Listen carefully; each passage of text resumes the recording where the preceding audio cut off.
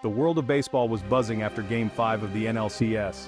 The atmosphere was electric, with fans on the edge of their seats anticipating every pitch and swing. The Los Angeles Dodgers had just clinched a spot in the World Series. Everyone was excited. The players were ecstatic, the fans were jubilant, and the city of Los Angeles was ready to celebrate. Celebrations were in full swing. The locker room was a scene of pure joy, with players spraying champagne and hugging each other, reveling in their hard-earned victory.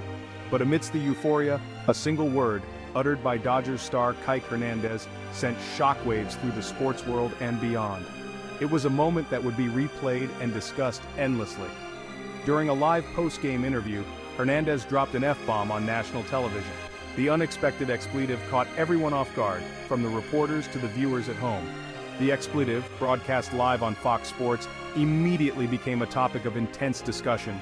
Social media lit up with reactions, and news outlets quickly picked up the story. Was it a harmless slip-up in the heat of the moment? Or was it a sign of deeper issues within the high-pressure world of professional sports? Or a serious breach of broadcasting standards with potential consequences?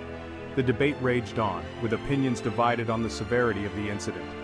The incident raised questions about the boundaries of acceptable language on live television. It forced networks to reconsider their delay mechanisms and the protocols in place to prevent such occurrences. It also sparked debate about potential penalties for both Hernandez and the broadcasting network. Should there be fines, suspensions, or other forms of punishment? As fans and analysts dissected the incident, one thing was clear: Kiké Hernandez's F-bomb had become a major talking point, forcing everyone to confront the intersection of sports, live television, and the ever-evolving standards of public discourse. The incident would be remembered not just for the word itself, but for the broader conversations it ignited about language, media, and the pressures faced by athletes. The atmosphere was electric at Dodger Stadium. The air was thick with anticipation and excitement, as fans from all walks of life gathered to witness a historic moment. The stadium was a sea of blue and white, with banners and flags waving proudly in the night sky.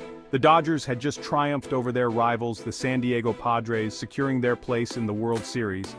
The victory was hard-fought and well-deserved, a testament to the team's resilience and determination. Players hugged and high-fived, their faces beaming with joy and relief. Veteran sports reporter Ken Rosenthal stood ready on the field, microphone in hand, prepared to capture the raw emotions of the victorious team. His presence added a layer of gravitas to the celebration, as he was known for his insightful and probing questions. As the Dodgers' star utility player, Kiké Hernandez, approached, a wave of excitement rippled through the crowd. Fans reached out, hoping for a high five or a moment of acknowledgement from their hero. Hernandez, always the crowd pleaser, didn't disappoint. Known for his infectious energy and passionate playing style, Hernandez was a fan favorite. His versatility on the field and his charismatic personality off it made him a beloved figure among the Dodger faithful. Rosenthal, a seasoned professional, began the interview, aiming to delve into the team's journey and the factors behind their success. He knew that Hernandez's insights would provide a unique perspective on the team's dynamics and the challenges they had overcome. His question was simple, focusing on the differences Hernandez observed between this year's team and those of past seasons. It was a question that invited reflection and introspection, setting the stage for a thoughtful response. Hernandez, beaming with joy and adrenaline, leaned into the microphone. His smile was infectious, and the crowd hung on his every word, eager to hear his thoughts. He acknowledged the live broadcast, a crucial detail that would amplify the impact of what came next. The cameras zoomed in, capturing every nuance of his expression and every word he spoke. With a mischievous grin, Hernandez delivered his response, a response that would reverberate far beyond the confines of Dodger Stadium.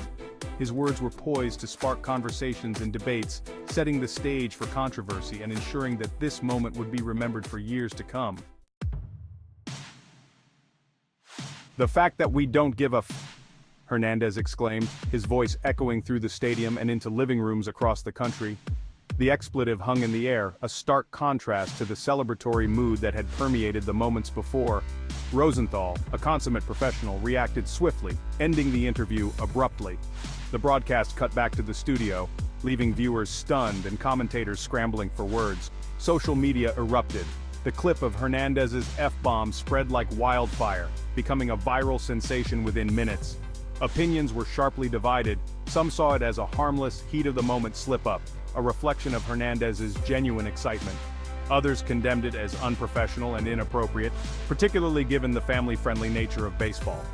Hashtags like #KikeFBomb and #FoxSportsFail trended nationwide as the incident became a lightning rod for discussions about language, censorship, and the unpredictable nature of live television.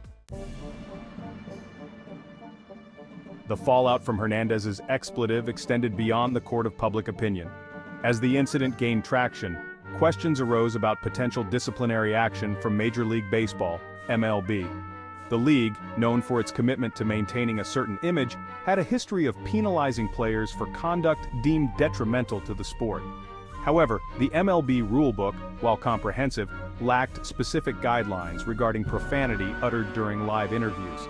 There were instances of players facing fines or suspensions for on-field outbursts directed at umpires or opposing players. But Hernandez's situation was unique. His expletive, while broadcast to a wide audience, was not directed at any individual or group. It was an exclamation, albeit a highly inappropriate one, made in the context of celebrating a significant victory. The question remained: would MLB view this as a punishable offense, or would they choose to handle the situation with a more lenient approach? Section 5 Fox in the crosshairs: FCC regulations and potential penalties. While the MLB contemplated its next move, another entity loomed large, the Federal Communications Commission, or FCC. Tasked with regulating interstate and international communications, the FCC held the power to penalize broadcasters for airing indecent or profane material. The FCC's definition of indecency focused on language that, in context, depicted or described sexual or excretory organs or activities in a patently offensive manner. Profanity, while not explicitly defined in the FCC's regulations, fell under the umbrella of indecency, particularly when broadcast during times when children were likely to be in the audience. The potential penalties for violating FCC regulations ranged from warnings and fines to, in extreme cases, license revocation. However, the likelihood of Fox facing such severe consequences seemed slim. The FCC typically reserved such actions for repeated or deliberate violations, not isolated incidents. Section 6. Echoes of the Past. Historical Precedents in Broadcasting. Hernandez's F-bomb was not the first time an unscripted expletive had slipped through the cracks of live television. In fact, live broadcasts have always been a fertile ground for unexpected moments, given their unfiltered nature. Over the years, there had been numerous instances of athletes, celebrities, and even news anchors uttering profanities on air. These moments, while often shocking, also serve as a reminder of the unpredictable nature of live television. One notable example involved musician Bono, who during the 2003 Golden Globe Awards, used the phrase "F-ing brilliant" while accepting an award. This incident was widely covered and discussed in the media. The FCC, at the time, deemed Bono's language not indecent, arguing that it was not used in a sexual context. This decision was controversial and sparked a lot of discussions about what constitutes indecency on live television. However, the incident sparked debate and eventually led to a shift in the FCC's approach, resulting in stricter enforcement of indecency regulations. This change aimed to prevent similar incidents from occurring in the future. Other incidents, such as Janet Jackson's infamous wardrobe malfunction during the 2004 Super Bowl halftime show, resulted in significant fines for the broadcasting network, CBS. This event was a turning point in live broadcast regulations. These past incidents highlighted the complexities of regulating live television and the FCC's evolving stance on indecency. The balance between live spontaneity and maintaining broadcast standards continues to be a challenging task for regulators and broadcasters alike. Section 7. Social media reacts to the incident. Live television can be a double-edged sword. On one hand, it captures the raw, unfiltered essence of real-time events, but on the other hand, it leaves no room for error or missteps. Every unscripted moment is broadcasted to millions, often becoming unforgettable for better or worse. Over the years, the standards and practices of television broadcasting have evolved significantly. Censorship has tightened in some areas while loosening in others, reflecting changing societal norms and values. Navigating these evolving standards is a constant challenge for broadcasters, who must balance creative expression with regulatory compliance. Conducting live interviews is a skill that requires precision, empathy, and quick thinking. Interviewers must be prepared for anything from unexpected answers to technical glitches. The ability to think on one's feet and steer the conversation gracefully is what separates a good interview from a great one. So will there be lasting repercussions from these live television moments? Only time will tell. What is certain, however, is that each incident contributes to the ongoing dialogue about the responsibilities and risks inherent in live broadcasting. As the media landscape continues to evolve, so too will the conversations around it.